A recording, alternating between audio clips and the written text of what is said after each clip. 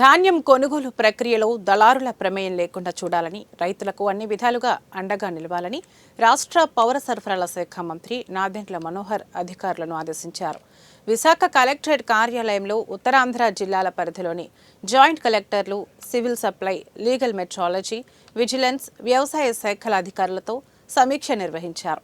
ధాన్యం కొనుగోలు ప్రక్రియ అత్యంత సజావుగా, పారదర్శకంగా జరిగేలా చర్యలు తీసుకోవాలని, సాంకేతిక సహాయాన్ని తీసుకోవాలని సూచించారు.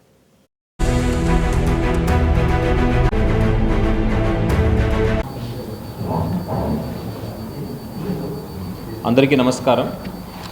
గౌరవ ముఖ్యమంత్రి వర్యులు ఒక ఆదేశాల మేరకు మన జిల్లాలో రెవెన్యూ సదస్సుల కార్యక్రమం అనేది 6వ తారీఖు నుంచి ప్రతి రెవెన్యూ విలేజ్లో మనము ఏర్పాటు చేయడం జరిగింది.